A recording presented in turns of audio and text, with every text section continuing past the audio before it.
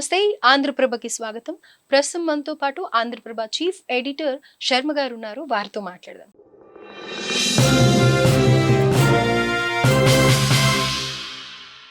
Hello sir, నమస్తే. నమస్తే అండి. సార్, నిన్న రాత్రి మోడీ గారు ఒక స్పీచ్ ఇవ్వడం జరిగింది భారతదేశాన్ని అంతా ఉద్దేశించి కూడా. అండ్ అక్కడ ఆపరేషన్ సింధూర్లో ఏం జరిగింది అనేది కూడా చెప్పారు. అలాగే త్రివిధ దళాలందరూ కూడా ఎలా సహకరించారు, దేశంలోని ప్రజలందరూ కూడా అది చూస్తూ ఉన్నారు. సో మీ అందరికీ వాళ్ళ విషెస్ ఉన్నాయి అని కూడా ఆయన పొగడ్డం జరిగింది. సో అయితే అసలు మొత్తం ఆ స్పీచ్ ఉద్దేశం ఏంటి? యాక్చువల్లీ కాల్పుల విరమణ జరిగిన తర్వాత ఒక ప్రధానమంత్రిగా దేశ ప్రజలకి ఈ యుద్ధంలో ఏం జరిగింది, భారత ప్రభుత్వం ఎటువంటి వ్యూహాలు పన్నింది, అవతల శత్రు దేశాన్ని ఏ స్థాయిలో నిలువరించింది అని చెప్పాల్సిన బాధ్యత తనకు ఉన్నది అని చెప్పి ప్రధానమంత్రి గారు ఫీల్ అయినారు. అది సరైన ఫీలింగ్. సో అట్లా బాధ్యతగా ఫీల్ అయినారు కాబట్టి ఆయన రాత్రి టీవీ స్క్రీన్ మీదకి వచ్చి దేశ ప్రజలను ఉద్దేశించి ప్రసంగించారు. అయితే ఆ ప్రసంగంలో ఆయన ఏం చెప్పారు అంటే, ఒకటి, దేశ ప్రజలకి దేశం సరిహద్దులు చాలా భద్రంగా ఉన్నాయి అనే ఒక భరోసా ఇచ్చారు. అదే సమయంలో పాకిస్తాన్ని మనం చాలా ధీటుగా తిప్పికొట్టాము, టిట్ ఫర్ ట్యాట్ చేయగలిగాము. మన మహిళల నుదుట సింధూరం చెరిపేసిన వాళ్ళకి అదే స్థాయిలో చాలా పారదర్శకంగా బహిరంగంగా, వాళ్ళేమో మనం దొంగచాటుగా దెబ్బతీస్తే మనం డైరెక్ట్గా సూటిగా వెళ్ళి వాళ్ళని దెబ్బతీసాము. ఎక్కడికక్కడ వాళ్ళ స్థావరాలు మొత్తాన్ని కూడా మనం ధ్వంసం చేయగలిగాము. ముఖ్యంగా వాళ్ళు పాకిస్తాన్లో దగ్గరలో ఉన్న సరిహద్దులు దగ్గరలో ఉన్న రకరకాల ఎయిర్ బేసుల నుంచి, దాదాపు ముఖ్యంగా ఒక 4-5 ఎయిర్ బేసుల నుంచి ఈ డ్రోన్లని, క్షిపణులని ప్రయోగించారు వాళ్ళు. అయితే వాటిని మన వాళ్ళు ఆ డ్రోన్లు, క్షిపణులు మన భూభాగంలోకి, మన గగనతలంలోకి రాకముందే వాటిని పసిగట్టి మన విమానాలు వెళ్ళి వాటిని కూలదోసినాయి. సో అవి మన భూభాగంలో కూడా రాలేదు, తిప్పికొట్టినాయి. కానీ అట్లా పాకిస్తాన్ వాళ్ళకి ఆ అవకాశం కూడా ఇవ్వకుండా, ఆ స్థావరాల నుంచి అవి కూడా ప్రయోగించే అవకాశం లేకుండా మన విమానాలు వెళ్ళి ఆ మిలిటరీ ఎయిర్ బేసుల్ని, ఆ సైనిక స్థావరాలు వాటిని కూడా విధ్వంసం చేసినాయి.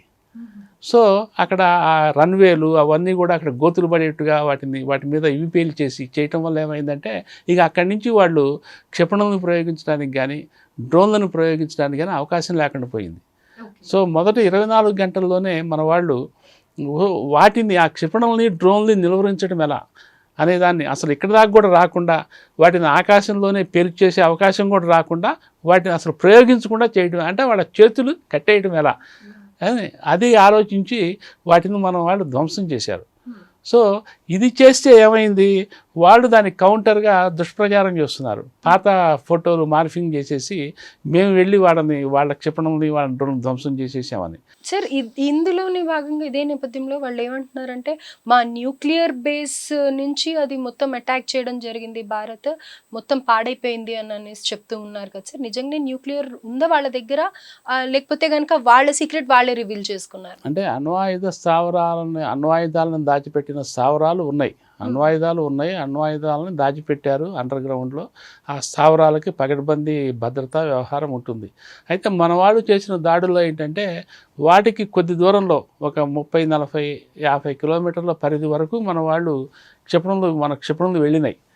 సో దాంతో ఏంటంటే వాళ్ళు బాగా ఆందోళన చెందిన తర్వాత అప్పుడు పాకిస్తాన్ నాయకులు మేము అణ్వాయుధాలను ప్రయోగిస్తాము అనే ఒక పరోక్ష సంకేతాలు పంపించారు. మేము అవసరమైతే వాటిని వాడతాము అంటే ఎటువంటి ప్రచారం చేశారంటే, Pakistan prime minister national security అథారిటీతో, వాళ్ళకి toppest body NSA, national security authority, అందులో ఈ ఆర్మీ జనరల్స్ వీళ్ళందరూ ఉంటారు, ఎగ్జిక్యూటివ్ గవర్నమెంట్ ప్రతినిధులు వీళ్ళందరూ ఉంటారు. వాళ్ళు దాన్ని ఫార్మల్గా ఓకే చేయాలి. ఓకే చేశారంటే దాన్ని డిజిటల్ లాక్ దాదాపు 10-15 మంది దగ్గర ఉంటాయి. వాళ్ళందరూ ఏకకాలంలో దాన్ని డిజిటలైజ్ చేస్తే తప్ప అది ఓపెన్ కాదనమాట, ఆ న్యూక్లియర్ వెపన్స్. సో వాళ్ళందరూ అనుమతి పొందాలి, వాళ్ళందరూ కలిసి కూర్చొని ఏకగ్రీవంగా ఒక నిర్ణయం తీసుకొని ప్రయోగించాలి. సో అందుకని దాని మీటింగ్ ప్రధానమంత్రి ఆ మీటింగ్ పెట్టారు. ఆ మీటింగ్లో కీలకమైన డెసిషన్ తీసుకోబోతున్నారు అనేది ఒక ప్రచారాలు చేశారు, ప్రచారం మాత్రమే, బెదరగొట్టడానికి. సో ప్రధానమంత్రి దాన్నే ప్రస్తావించారు మన మోడీ గారు.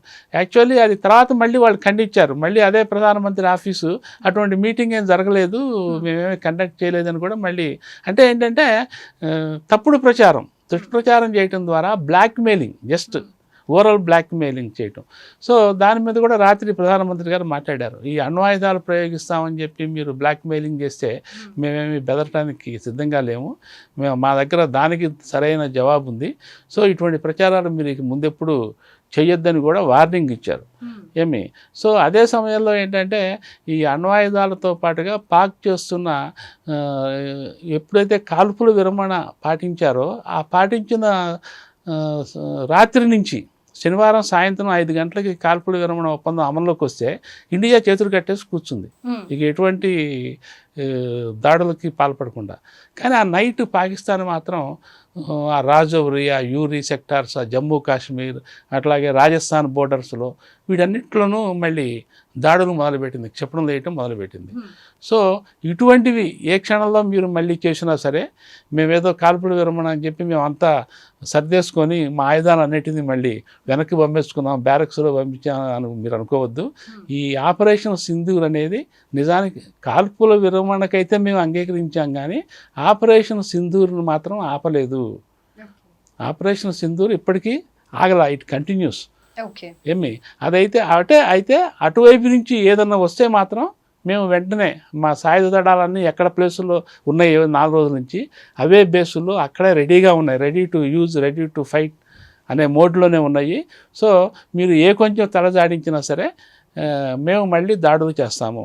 అదే సమయంలో మీరు ఏ ఒక్క టెర్రరిస్ట్ని పంపించినా దాన్ని ఒక యుద్ధ చర్యగా, ఏదో ఒక టెర్రరిస్ట్ దాడి ఒక అల్లరి మోక వచ్చింది చేసింది లేని మేము ఏదో గతంలోలాగా ఊరికి ఉపేక్షించము, దాన్ని మేము ఒక యుద్ధ చర్యగానే భావిస్తాము. మేము ఎప్పుడైతే యుద్ధ చర్యగా భావిస్తామో మేము చేసేది కూడా యుద్ధమే అవుతుంది. అంత తీవ్ర స్థాయిలో ఆ పదజాలం ఆయన వాడారు.